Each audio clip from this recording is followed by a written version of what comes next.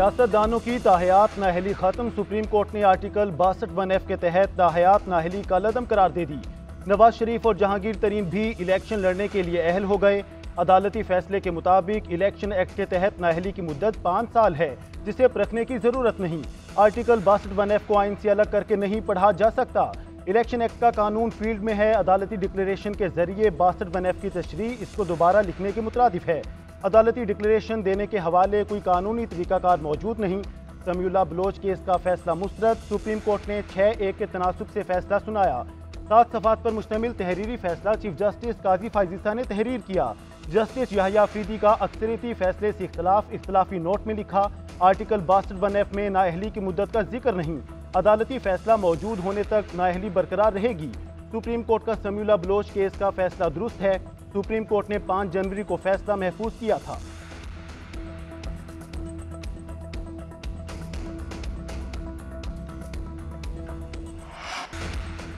मुस्लिम league नून का अदालती फैसले पर इजहार तशक्कुर। शहबाज शरीफ की नवाज शरीफ को मुबारकबाद। कहते हैं घिनौनी साजिश दम तोड़ गई, अब कोई कानूनी रुकावट नहीं। नवाज शरीफ की भरपूर इंतखाबी मुहिम चलाएंगे। MQM के अमीनुल हक बोले, सुप्रीम कोर्ट के फैसले का खैर मकदम करते हैं। कमर जमान कायरा ने कहा, सुप्रीम कोर्ट का फैसला पार्लियामेंट की बालादस्ती का एतराफ है। हम तो पहले ही कहते थे कि नवाज शरीफ से ज्यादती की गई। इस्तेहकाम पाकिस्तान पार्टी के सदर अलीम खान की जहांगीर तरीन को मुबारकबाद। कहा, अदलिया का ताहयात नाअहली का लदम करार देने का फैसला खुशाइंद है। जहांगीर तरीन की नाअहली खत्म होने पर कराची में मिठाई तकसीम। लोधरा में कारकुनों के ढोल की थाप पर भंगड़े।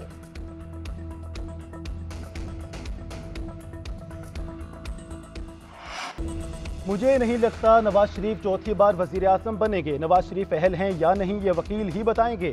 सुप्रीम कोर्ट का फैसला मुस्तकबिल में सियासी जमातों के लिए बेहतरीन साबित होगा। आज नवाज शरीफ खुद को अहल समझ रहे हैं तो कल बानी PTI नाअहल होते हैं तो वो भी सिर्फ 5 साल के लिए होंगे। तारीख से सबको सबक सीखना चाहिए। चेयरमैन पीपल्स पार्टी बिलावल भुट्टो कहते हैं, हैरान हूं कि मुस्लिम लीग नून ने अभी तक इंतखाबी मुहिम शुरू नहीं की। खुद को चौथी मरतबा वजीर आजम कहने वाला घर से नहीं निकल रहा। नवाज शरीफ चाहें या ना चाहें 8 फरवरी को इलेक्शन होंगे। नून लीग ने तासुर दिया कि सब कुछ उनके लिए बनाया जा रहा है। इलेक्शन इल्तवा के लिए सेनेट की करारदाद में कोई वजन नहीं। इलेक्शन इल्तवा के लिए मौलाना फजल रहमान की अपनी वजूहात होंगी। बानी PTI अगर बेगुनाह हैं तो उन्हें जेल में नहीं होना चाहिए। उधर बिलावल भुट्टो जरदारी से अमरीकी सफीर डोनाल्ड ब्लूम की मुलाकात। इंतखाबात और सियासी अमूर पर तबादला ख्याल।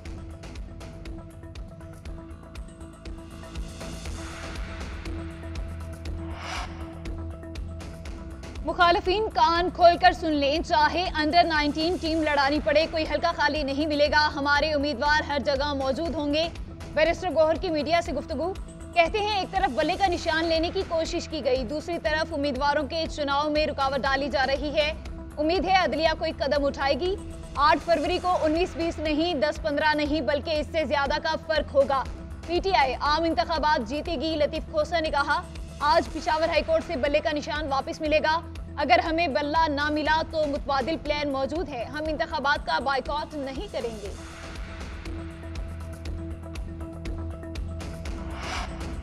तहरीक इंसाफ को बल्ले का निशान मिलेगा या नहीं। पिशावर हाईकोर्ट में PTI इंट्रा पार्टी इलेक्शन और इंतखाबी निशान केस की समाअत आज होगी। केस की समाअत जस्टिस एजाज अनवर और जस्टिस अरशद अली करेंगे। उधर पिशावर हाईकोर्ट के फैसले के खिलाफ तहरीक इंसाफ की दरख्वास्त सुप्रीम कोर्ट में समाअत के लिए मुकर्रर। अदालती उस्मा 10 जनवरी को समाअत करेगी। तहरीक इंसाफ की तरफ से जल्द समाअत की इस्तदा।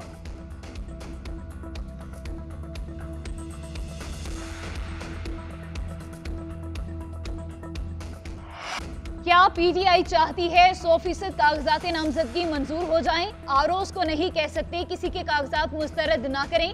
चीफ जस्टिस काजी फायजीसा की लेवल प्लेइंग फील्ड ना मिलने की केस में रिमार्क्स।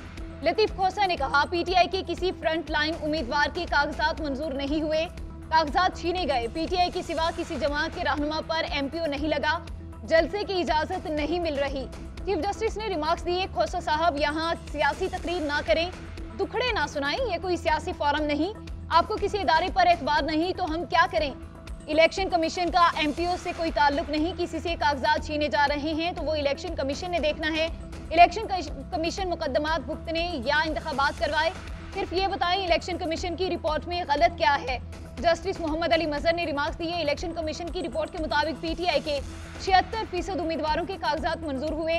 जस्टिस मुसर्रत हलाली ने रिमार्क्स दिए। पीटीआई उम्मीदवारों से कागजात छीने गए, इलेक्शन कमीशन को नजर क्यों नहीं आया?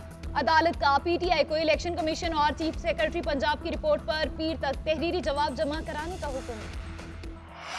कागजात नामजदगी पर आरोज के फैसलों के खिलाफ अपीलों पर समात। NA 242 कराची से शहबाज शरीफ पर एतराज खत्म। NA 15-130 से नवाज शरीफ के खिलाफ अपील पर फैसला महफूज। NA 242 कराची से शहबाज शरीफ पर एतराज खत्म। NA 122 लाहौर से बानी चेयरमैन तहरीक इंसाफ की अपील सुनी जाएगी। NA 264 से जमाल रिसानी के कागजात मंजूरी का फैसला कलअदम करार। NA 223 से जुल्फिकार मिर्जा और फहमीदा मिर्जा के कागजात नामजदगी मुस्तरद। मियां असर और अली अमीन गंडापुर भी इलेक्शन लड़ने के अहल करार। परवेज इलाही कैसरा इलाही की NA 59 PP 23 में कागजात नामजदगी मुस्तरद होने के खिलाफ अपीलें खारिज। परवेज इलाही कैसरा इलाही मोनिस इलाही की NA 64, NA 69 PP 42 और 32 से कागजात मुस्तरद होने के खिलाफ अपीलों की समात आज होगी। जुल्फकार भुट्टो की फांसी को अदालती कत्ल करार देने के रेफरेंस पर समात। जस्टिस रिटायर्ड नसीम हसन शाह का इंटरव्यू अदालत में चला गया। अदालती मुआवन मखदूम अली खान ने कहा, मखसूस बेंच की जल्दबाजी से इंसाफ का कत्ल हुआ। अगर अदालत समझती है भुट्टो केस में इंसाफ का कत्ल हुआ है तो इसका असर-ए-नो जायजा लिया जाए। भुट्टो को 4-3 के तनासुब से फांसी की सजा दी गई। बाद में एक जज ने इंटरव्यू में बताया कि फैसला दबाव में दिया। चीफ जस्टिस पाकिस्तान काजी फायज ईसा ने कहा कि इस केस में एक जज की राय को नजरअंदाज नहीं कर सकते। भुट्टो केस में बेंच का तनासुब ऐसा था कि एक जज की राय भी अहम है। एक जज के अक्सरियती वोट के तनासुब से एक शख्स को फांसी दी गई। क्या इसमें सुप्रीम कोर्ट कसूरवार है, प्रोसिक्यूशन है या इस वक्त का martial law administrator? Justice Mansoor Ali Shah ने कहा, अगर आज सदारती रेफरेंस पर असर-ए-नो जायजा लिया तो कल को कोई सदर भी रेफरेंस भेज देगा। ये असूल तय हो गया तो फैसलों की आईनी हैसियत क्या रह जाएगी? जस्टिस याहिया अफरीदी ने कहा, एक जज के इंटरव्यू से पूरी अदालत का तासुर नहीं दिया जा सकता। जस्टिस मुसर्रत हलाली ने रिमार्क्स दिए कि मेरी नजर में हमें अपनी तारीख को दुरुस्त करना चाहिए। जुल्फकार जूनियर और फातिमा भुट्टो भी फरीक बन गए। केस की समात। लीगी कायद नवाज शरीफ से बरतानवी हाई कमिश्नर जेन मेरियट की मुलाकात। बाहमी दिलचस्पी के अमूर पर तबादला ख्याल। नवाज शरीफ ने कहा, पाकिस्तान और बरतानिया के दरमियान मजबूत ताल्लुकात दोनों ममालिक के मफाद में हैं। बरतानिया में मुकीम पाकिस्तानी दोनों ममालिक की दोस्ती को मजीद मजबूत बनाने में अहम किरदार अदा कर रहे हैं।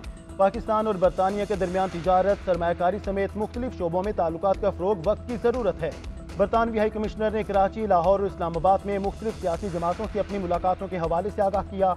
कहा, 8 फरवरी को इलेक्शन का इनेकाद पाकिस्तान के मुस्तकबिल के लिए अहम है। मुकदमात से बरियत पर नवाज शरीफ को मुबारकबाद। शहबाज शरीफ और मरियम नवाज भी मुलाकात में मौजूद थीं।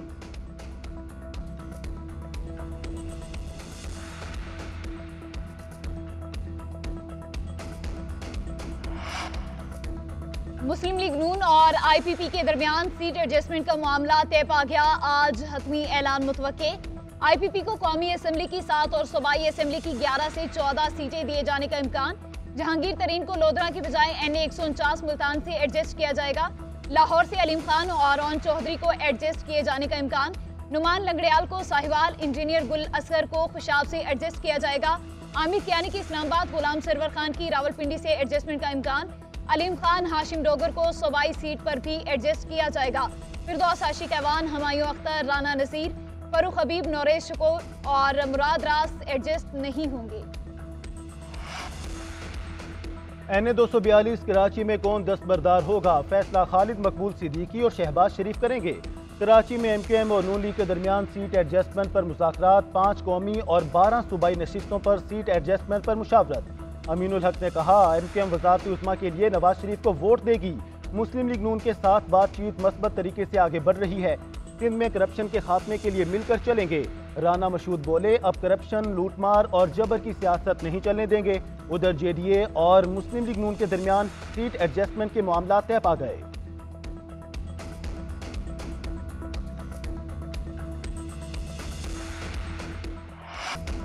फैजाबाद धरना कमीशन की तहकीकात में पेशरफ्त। DIG फखर सुल्तान और साबिक वफाकी सेक्रेटरी दाखिला अरशद नदीम के बयानात कलमबंद। साबिक सेक्रेटरी दिफा lieutenant general retired Syed Samirul Hasan तलब। साबिक DG rangers major general retired Azhar Nadeem को भी तलबी का नोटिस। साबिक सेक्रेटरी दाखिला मेजर रिटायर्ड आजम सुलेमान को बुला लिया गया। तमाम अफराद को 9 और 10 जनवरी को तलबी के नोटिस जारी किए गए। शहबाज शरीफ और ख्वाजा आसिफ को भी दोबारा नोटिस जारी। ख्वाजा आसिफ ने बीमारी के बाइस पेश होने से माजरत की थी। धरना कमीशन को तहकीकात मुकम्मल करने के लिए मजीद 1 माह का वक्त मिल गया।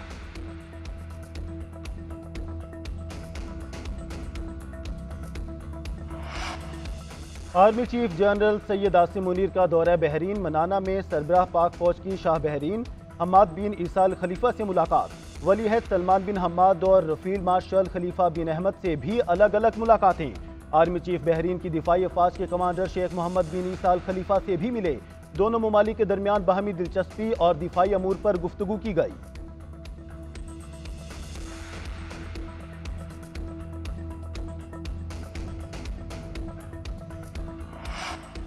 पाकिस्तान को खुसूसी तशवीश का मुल्क करार देने के अमरीकी बयान पर दफ्तर खारिजा का शदीद रद्द अमल।